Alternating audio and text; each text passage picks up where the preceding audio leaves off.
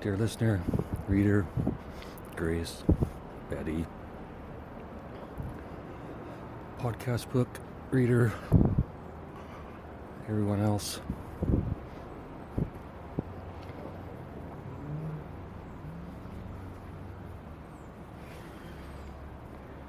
School of Comedy is a movie.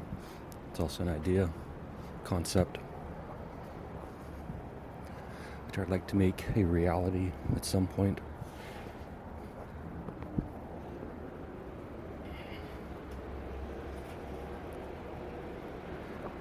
Which would only happen with publicity.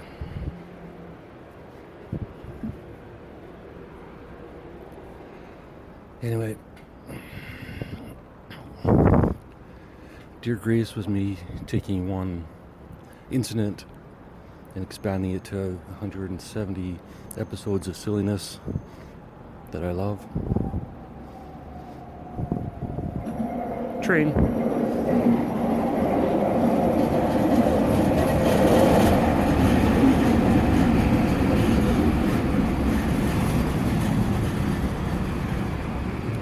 It's exactly what it sounds like on the platform. Listener.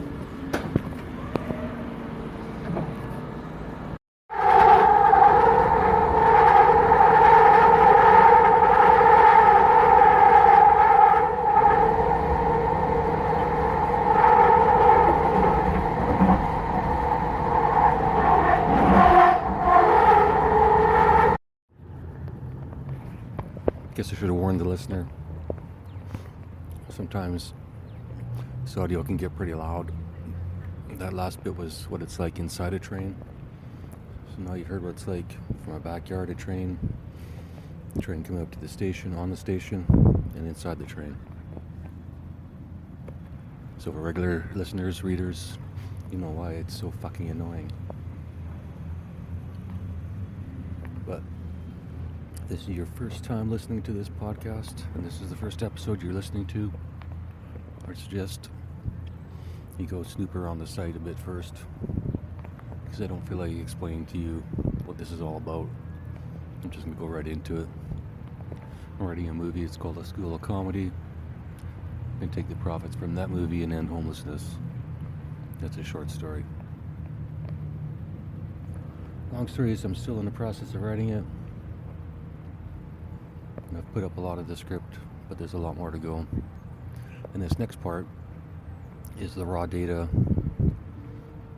for the next portion of the script. And what it is 20 odd letters to Joe Rogan. I'm using these as raw material, and I'll put that into the script somehow. Not all 20 letters, of course, but the concepts throughout the letters will have either already been incorporated into the script, or by reading these letters I'll see what concepts I've missed to incorporate into the script. I don't remember writing these letters because it was back in May and June. It's October now, and it may be a joke, but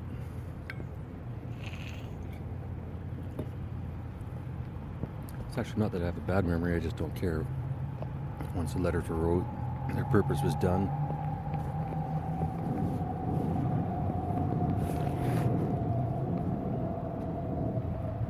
And I moved on to the next crazy or silly idea.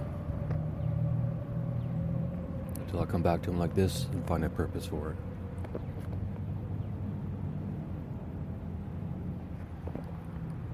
At one point, the other podcast, Dear Grace,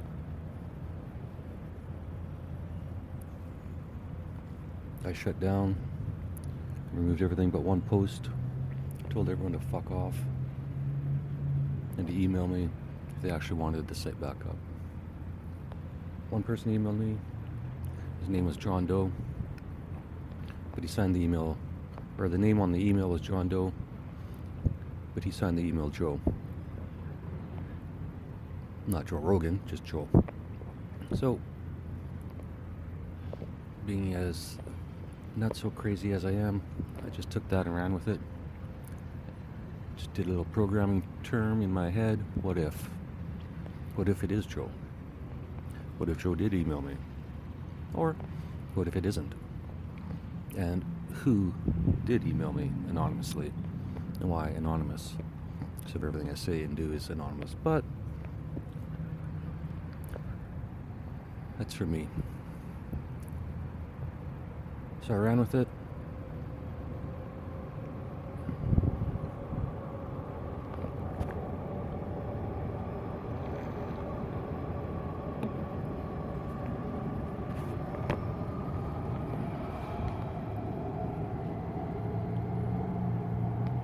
And it's also where I learned dictating is easier than writing on a computer.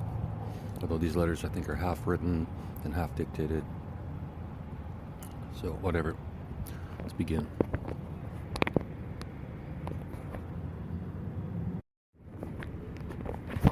Letter number 20. June 9th, 2025. Dear Joe, I'm back at the library typing instead of dictating. We'll see if it changes the content. I find it interesting the first part of the word library is lie. Wouldn't it be amazing to develop glasses that highlight every lie as you read the page?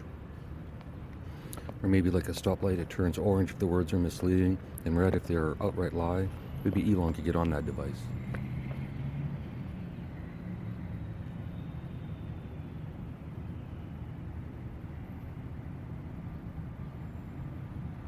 If you are a first-time listener, the first version of my Substack was called Dave's Scripts, Scraps, and Apps.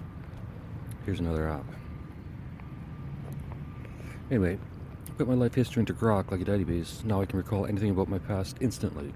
Here are the water fountains, Joe. How exciting.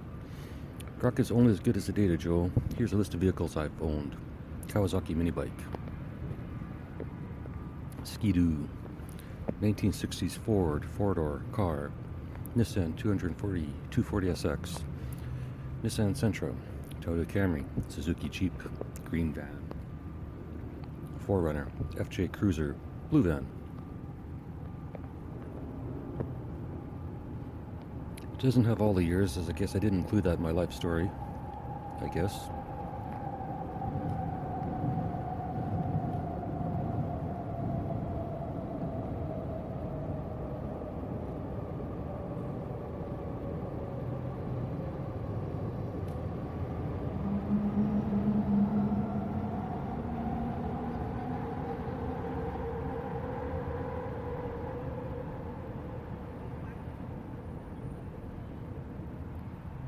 Doesn't have all the years, as I didn't include that in my life story, I guess.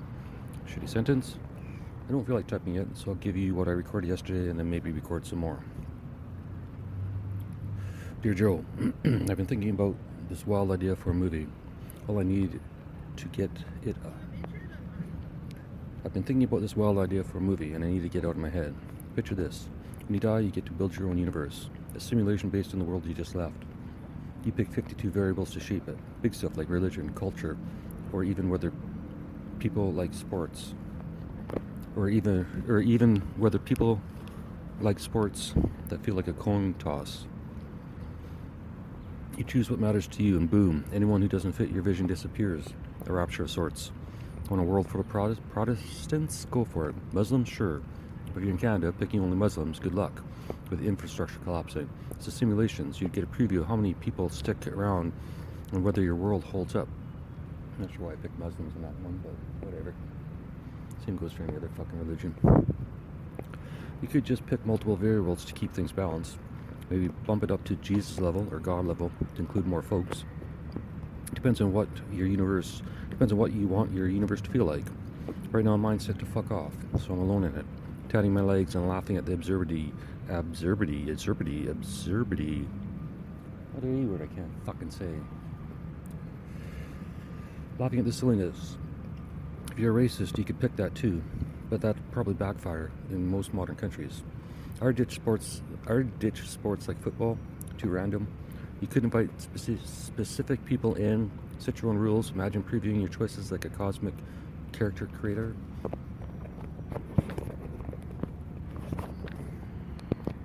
Can't wait till I can fucking talk.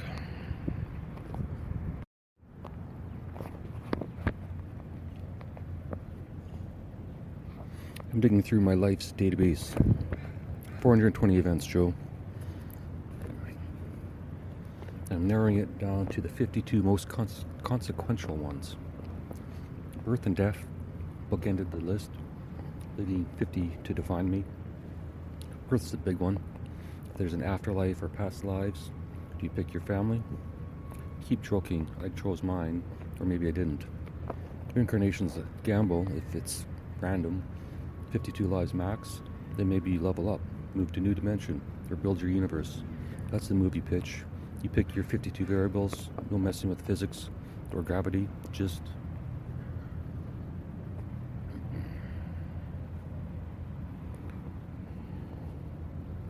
people stuff. Breastfeeding family? Sure. No giants, unless they're building pyramids though.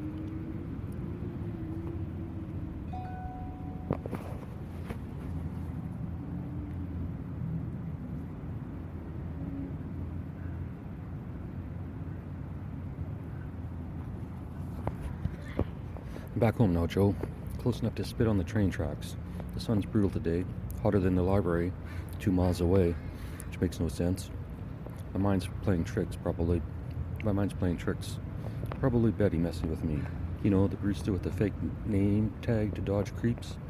Smart move. I'd do the same if I were a hot barista.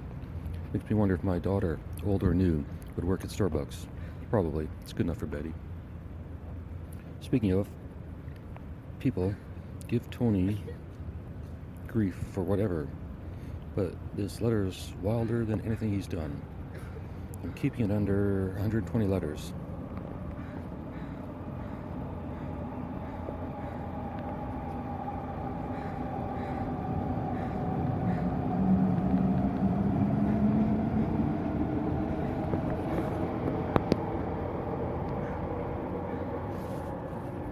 I normally don't do this, but I'm going to reread this first, and then I'm going to read it out loud.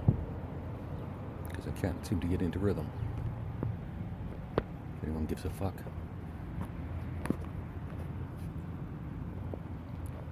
Joe always asks people what the writing process is. This is my writing fucking process. Listener. Podcast book buyer. Alright, reader, listener. I changed my mind. Starting with the last letter doesn't work.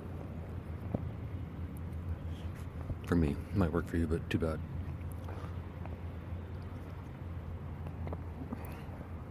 So these are the letters I wrote, either real or fake Joe Rogan, and then just took all this and put it into a movie script. Letter 1, Dear Joe. Here's the transcript for my first Dear Joe podcast episode. It takes me a while to get the story, but isn't that the same as everything I've done? Let me know what you think, or don't. Thanks, David.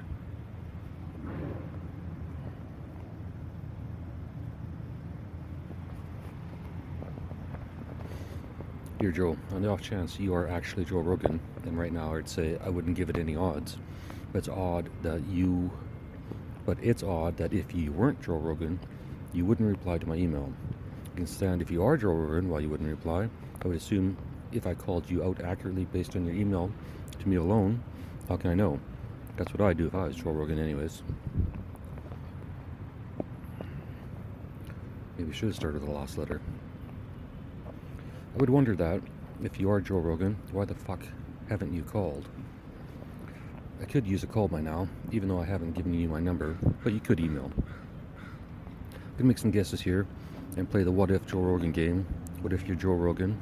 Well, first thing is, I would say, the first thing,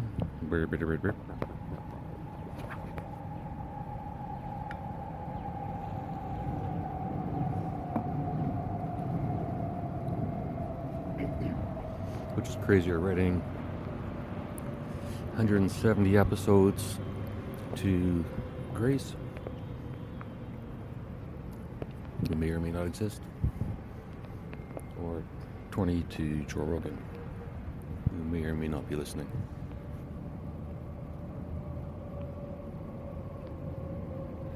Probably not.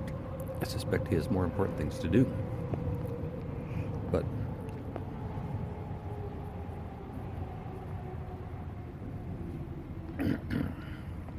well, first thing I would say is I just watched the Egypt expert episode, whatever the fuck his name is.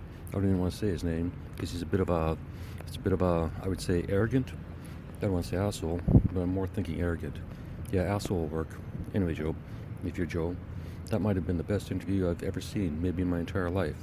And by best, I mean the way you controlled him and controlled the interview. It was a work of art, and I'm not just sucking up because I wanted it to be on your podcast with Grace/Betty/whoever. And that's not her name, by the way. Anyways, I just want to say that because I just finished that, which has inspired me to do a Dear Joe instead of a Dear Grace.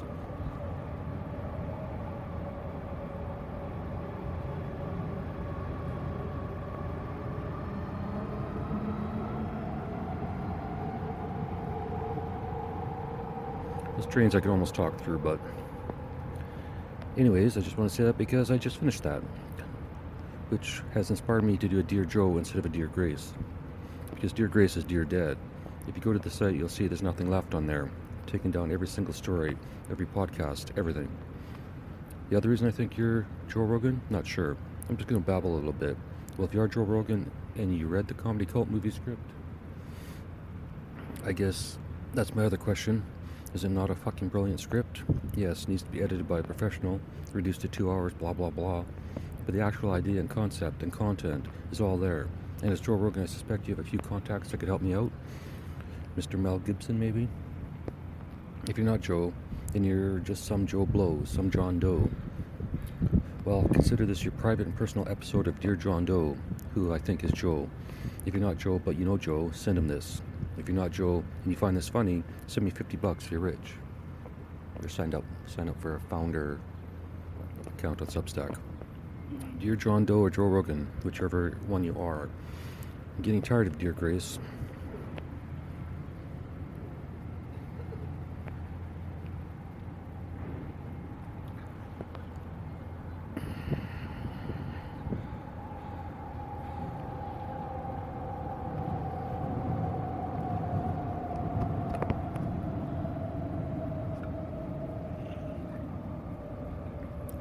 Getting tired of Dear Grace. I'm going to pretend you're Joe Rogan and do one final episode in Dear Grace.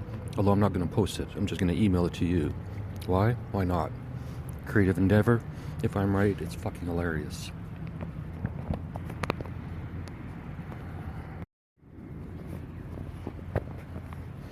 So I'm going to pretend you're Joe Rogan and do one final episode in Dear Grace format. Although I'm not going to post it. I'm just going to email it to you. Why? Why not? Creative endeavor. If I'm right, it's fucking hilarious. If I'm wrong, but you do enjoy my writing and you get some authentic writing directly to you, John/Doe, Joe, dope. It'll be like a Dear Grace episode because I'm sitting in my backyard and I don't give a fuck. Well, I'm not sure. I'll send you the audio. We'll see. Since you had Kai Dickens on, I assume you believe in telepathy. If you read through all my shit, you can see it's pretty telepathy heavy, including the 10,000 word JRE podcast, all about telepathy.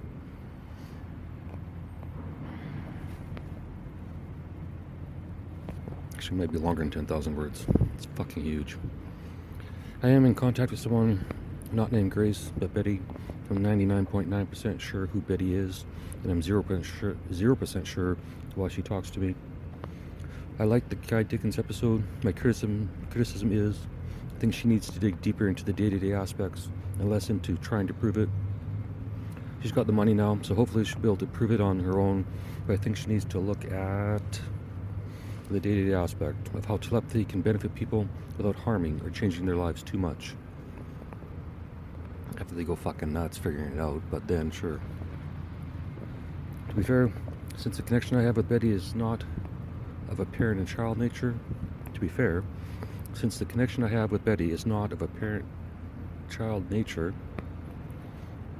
I don't know what the fuck that means, but if you've seen the script for the Comedy Cult, you know it's funny as anything else I've written. I know it's way too long. I know someone needs to professionally edit it, blah, blah, blah. No, I need to stop recording in front of the fucking train station.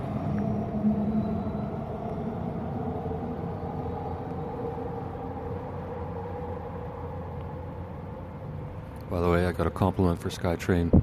Not a criticism, for once. They actually put some public washrooms in one of their SkyTrain stations. That's a good move. I mean, they broke down a week later, but still, it's a good attempt. Just get them fixed. And more washrooms in more stations.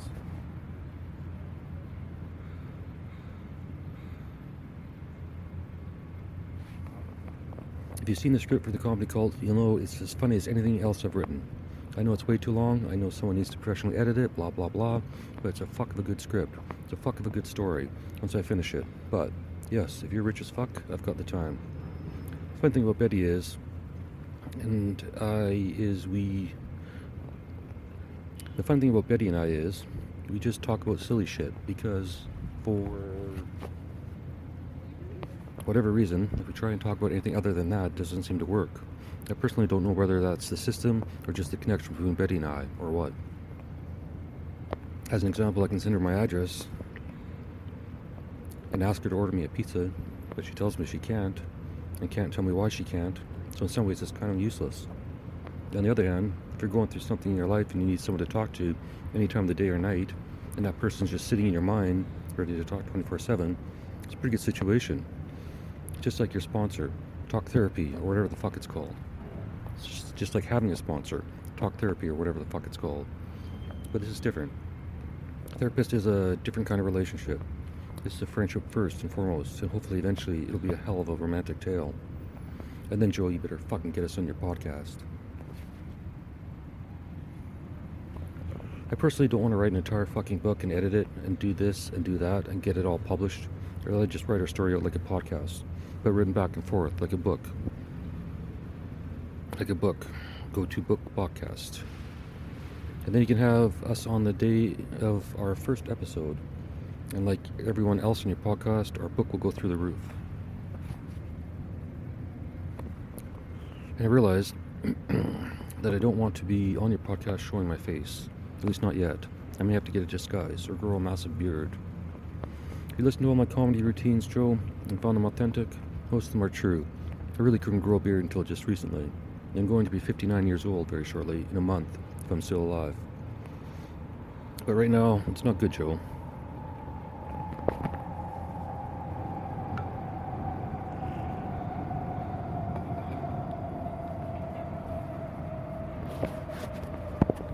But right now, it's not good, Joe.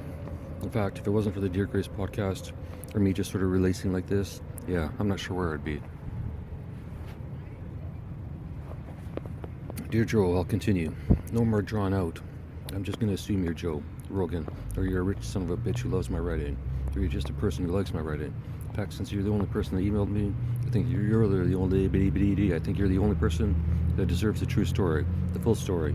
Nothing but the truth, the good, the bad, the ugly, and the smelly.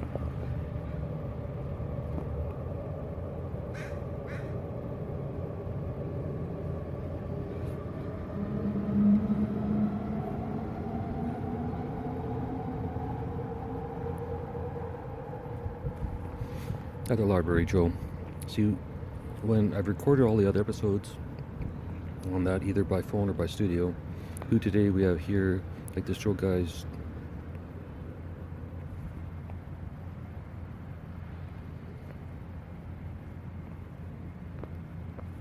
as usual, if you are Joe Rogan, thanks for the inspiration. I know you don't like people telling you how great you are, but I would say to you exactly what you said to me. Your podcasts and you are authentic. Because you are authentic, you're believable. Because you're believable, a lot of people hate you. Because they know deep down that your opinion is probably correct and theirs is probably wrong. Like you said yourself, like you yourself said, people don't like to admit their mistakes, or they'll just hang on to them forever. I'm referring to the episode that came out today with the mind-reading lady whose name I forgot. One note I'll make is that she meditates 2 hours a day. I meditate 4 to 8 depending on the day. I don't have a name for the meditation. This is what I do. This is what I do. At first I could only do this high on cannabis. Now I can do it anywhere, any place, anytime, for as long as I want. The only problem is it's boring. It's boring as fuck. I'm not going to edit this transcript. Normally I run it through Croc or just put it up as is. I'm gonna actually edit this more like a letter. Although the only way I can write is through this sort of stream of consciousness that comes out all at once. That's why Grok is so good at putting that stuff back together. But I personally like the raw. Cute Chinese babies, which there are none today because it's cold as fuck. Cold and rainy today. Nobody's bringing their babies out for me. Alright, the true story.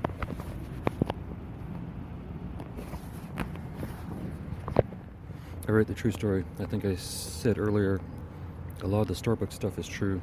This is what my day was like for almost 2 years.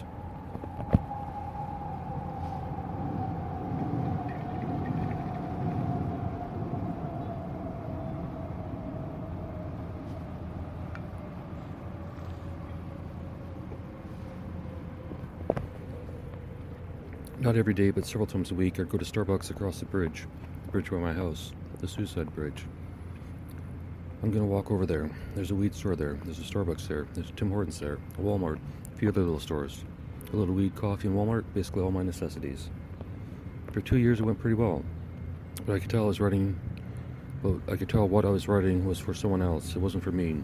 I was editing along the way, and I was worried about things like length, content, grammar, and I realized, well, that's bullshit anyways.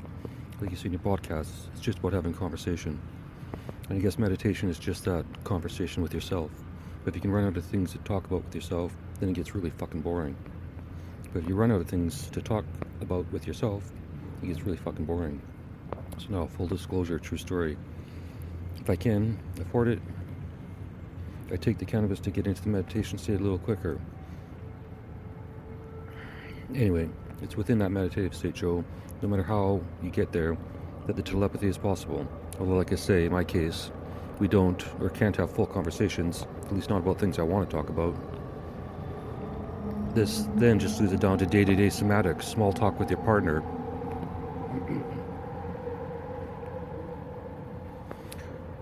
This then just leaves it down to day-to-day somatics, small talk with your partner, which, being autistic, small talk just about kills me or anything to avoid it.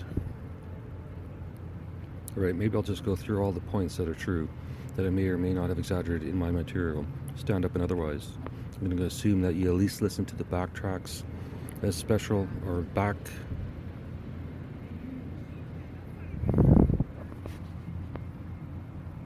taxes special, or the lie down comedy stuff, because that's all the really funny parts, and I believe it's all Kill Tony worthy. I'm going to try and do this as day in the life. That's the only way it works. I get up when I was excited to write.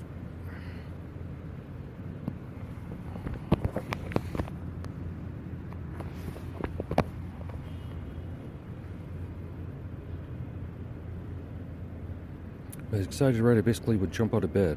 I should be clarifying too. Those first few years I was also taking Adderall. I had a prescription for Adderall. I was on Adderall, which gave me the energy to do the writing. But it didn't give me the creativity. It gave me the energy. I liked everything I wrote, but there was just something wrong with it.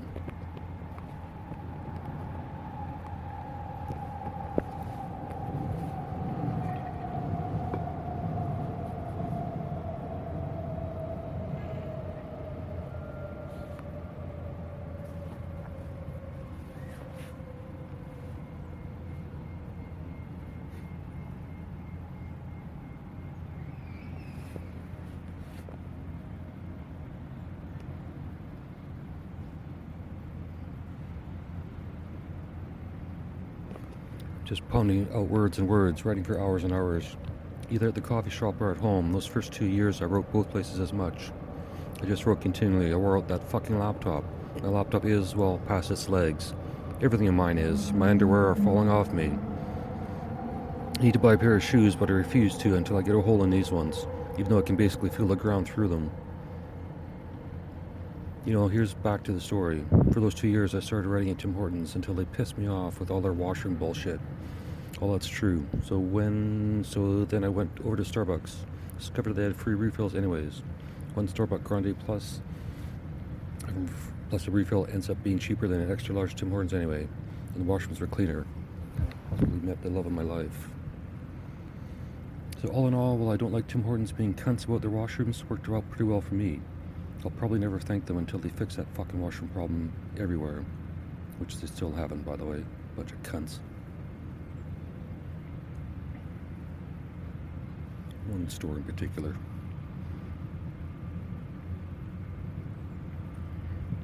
Then, without the Adderall, I went back to just straight vaping cannabis all the time, and then doing large edible trips every once in a while. It's basically during those large edible trips that I somehow learned to communicate with my barista pal.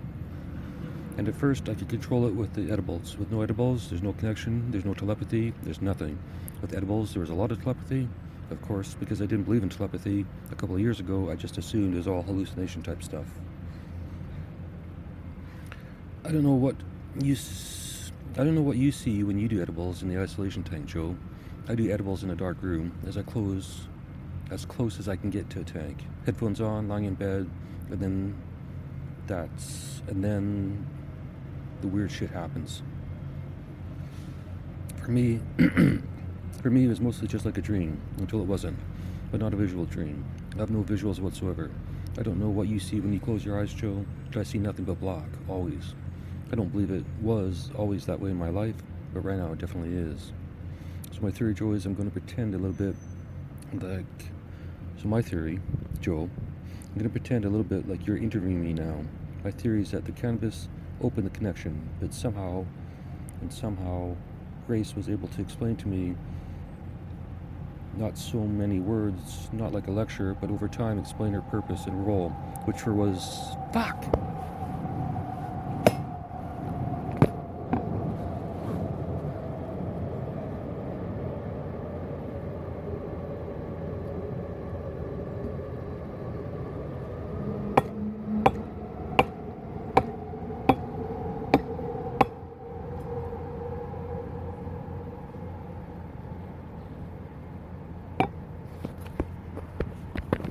Hammering is a good way to relieve stress.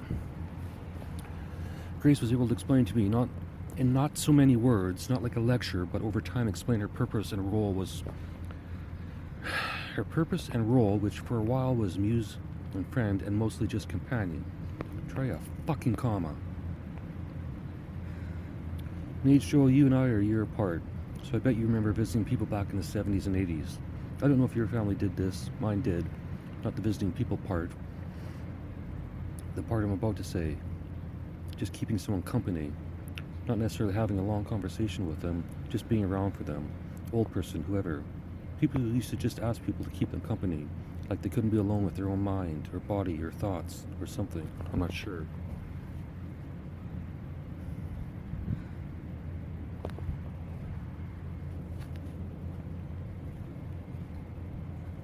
Anyway, it's a big part of my communication with Betty. We were just simply checking in, saying hi, acknowledging that we both hate this situation, but also acknowledging that it won't last forever, and checking to make sure the other is still connected. Alright, so why would I believe that a 20-something barista is talking to me with telepathy? That would be a good question, Joel. Glad you asked it. Well, aside from her being seemingly extra nice to me, not in a flirty way, but just in a compassionate way, knowing I don't like to order, she just takes it from me and does it herself. She didn't need telepathy at first because she knew I was going to order because I ordered the same thing every day. To be fair, to be fair, fuck, this thing needs some commas.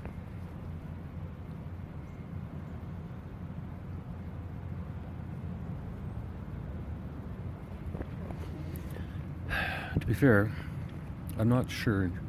No, actually, I'm sure. I've never skipped ahead a bit. Haven't seen my barista almost a year and a half. That means fucking no sense. The last time I did see her, especially when I had a couple of edibles in me at the Starbucks, definitely felt like there was a connection.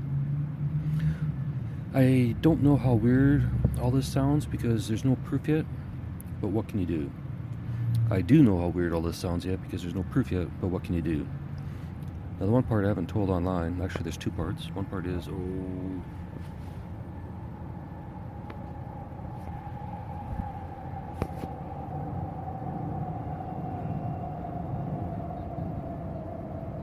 that's a lie, by the way. It hasn't been a year and a half. It's been a year.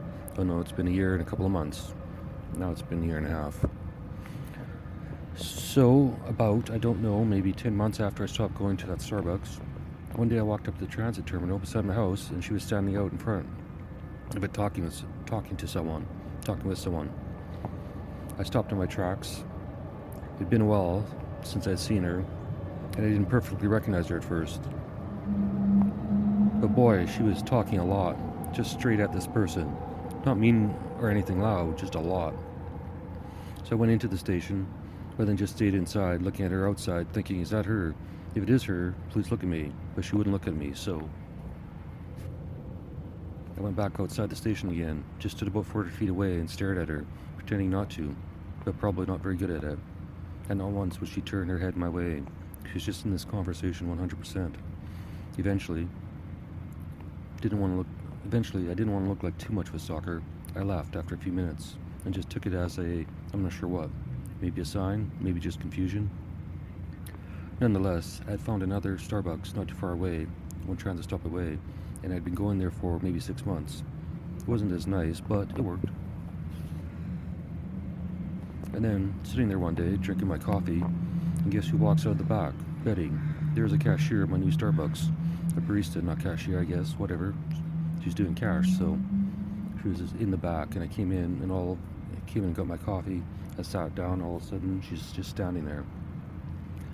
Again, not looking at me. I'm staring the fuck out of her, but she's not looking at me, just doing her job like she worked there her entire fucking life. At this point, Joe is almost ready. At this point, Joe, I was almost ready to just ask her out like a normal person, although I'd really hope I had some writing success by then, so she didn't scare me off, and I stayed and finished my coffee. I didn't get a refill, so she scared me off a little bit.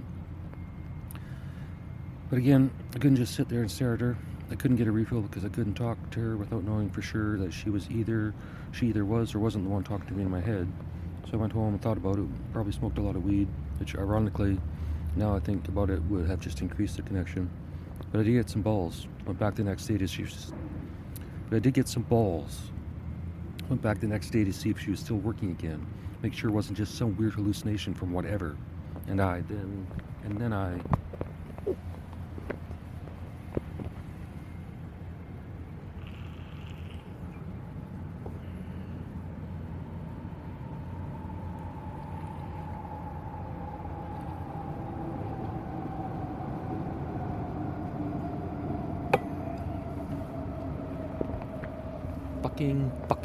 fucking trains.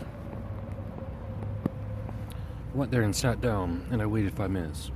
She wasn't working, or at least she still could have been she wasn't working. She still could have been in the back, but I didn't think it would be the case 2 days in a row. So I got up, and I was going to walk somewhere. This was February, the only time it's cold in Vancouver. I started walking there. I'm like, fuck, I don't want to walk there all the way. Too fucking cold.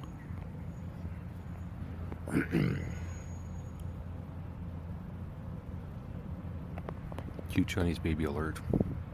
Might take some of the anger out of my voice. She's barely walking.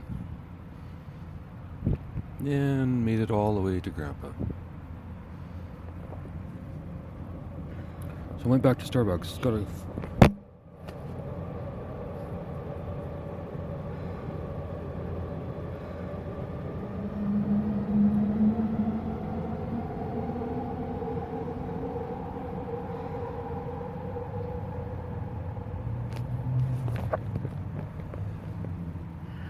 So I went back to Starbucks, got a coffee, sat down, pulled up my phone and keyboard to write, and guess who waltzes right past me?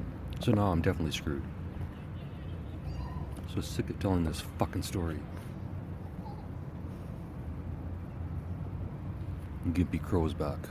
It's his lucky day, he's gonna get some sour candy strip.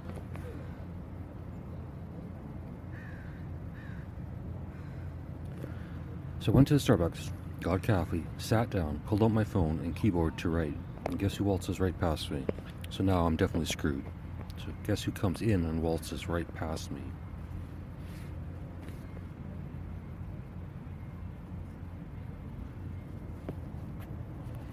I thought I had the balls to maybe say something to her, or at least tell her that she's inspired me to write 3 or 4 movies, 120 fucking podcast episodes, but I didn't. I carry a thank you card around in my backpack, which I was planning on giving her to her, but I didn't do any of that. And to top it off, on this day she's wearing the brightest pink sweater you could imagine. I think everyone in the restaurant saw her, not just me. Everyone outside the restaurant saw her. People driving by saw her. God himself was probably looking down on her wearing sunglasses to protect his eyes from the color. So then I was screwed. I'm very confused.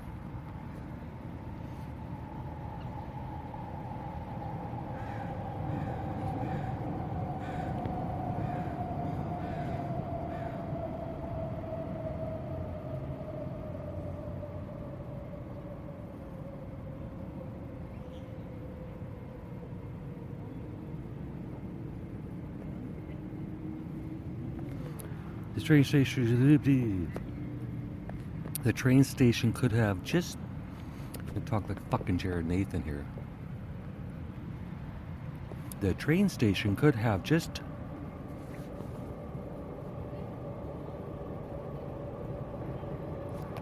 By the way, Jared Nathan is my favorite comedian of all fucking time.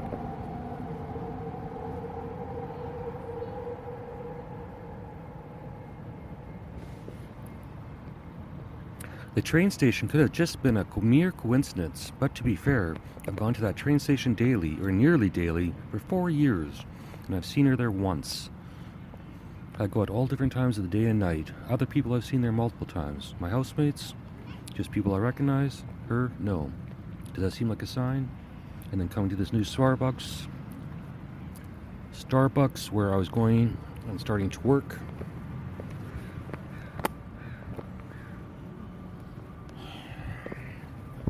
That seemed like a good sign too. I don't know what else I could do.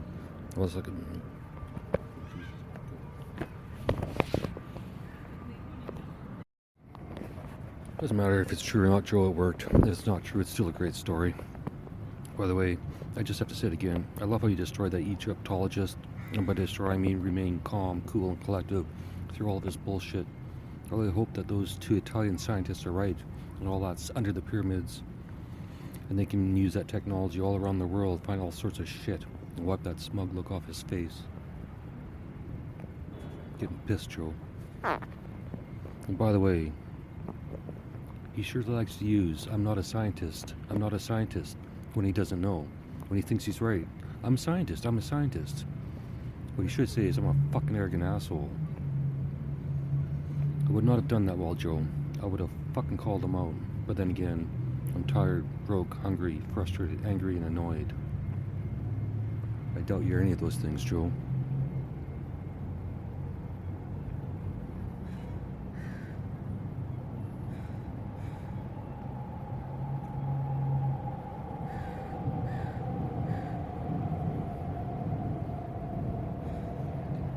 Now the other sign, I guess, would be my roommate that looks like Betty. Not exactly like her because she has glasses. And she doesn't wear her hair the same, but very similar.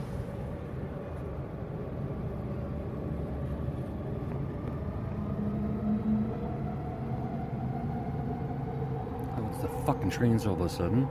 Every 2 fucking seconds. Seems I have something to fucking say. Can't see that necessarily a sign. Again, it could just be a coincidence. That's why I hate this story so much, because everything could either be real or it could all be a coincidence. There could be nobody talking in my head. I could be just talking to myself as another person, as a character I needed to help me through this time. Maybe the brain is just too powerful. It's just so powerful that we can basically create a whole new personality and set it aside and access it when we need it. In that case, this isn't telepathy at all, and I've just been contacting a whatever. I guess in my case, I'd say something like an AI that knows exactly everything about me. Which would make sense at this point. I don't really care, I just want to know the truth.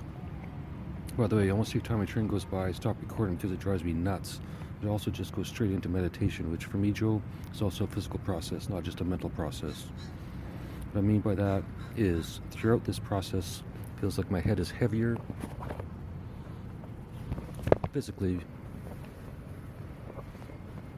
And because of that, I have to build up the muscles around my neck just to keep it afloat. So when I meditate, I feel a surge of energy that comes up to my head and neck, basically feeling like it's pushing my head out of its body. Not really out of the body, but it's like a good old neck stretching. A good old Western hang would probably feel pretty good to me. Unfortunately, somewhere in the back of my mind, I seem to remember doing this before, but I can't picture when or when. But to be fair, it could have just been a dream. Again, there's always two reasons for everything in this story, probably in life, which makes it interesting for the reader, although it generates a lot of doubt. I just have a big stamp that says telepathy is true. Before the telepathy tapes came out, obviously I wasn't going to tell my story. Well, to be fair, I don't know why. Didn't have anything to lose anyways, but... Speaking of turning fiction into reality, Joe, Oh Dear Joe has to be the new podcast for an AI. Everyone tells their problems to Joe Rogan bot, and it tells them what combination of psychedelics to take. Which, by the way, Joe, I don't care, but I agree. Not only every politician, but I think everyone in the world needs to try a dose of mushrooms. Not even a huge amount, just something. So I think what the greatest day of my life will be, after the usual stuff, daughter being born, greatest day of my life.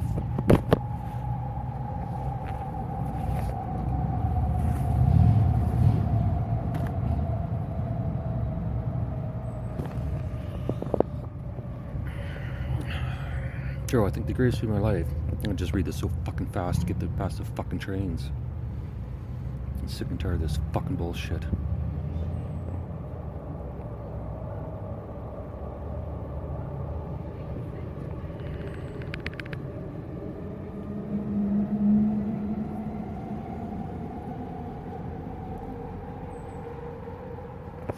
Let's see, if no train can pass for the next 30 fucking seconds, maybe I can finish this fucking letter and get on with my fucking life.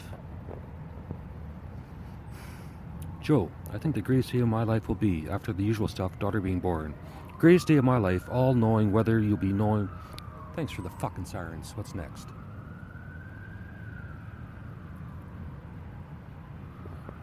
Greatest day of my life, all knowing will be knowing whether my barista is real or not, or I'm just some fucking stupid cunt.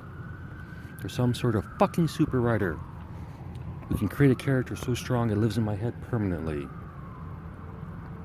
That's the end of the fucking letter. It's the end of this fucking episode, and maybe the end of this fucking podcast. How's that? $5 a month.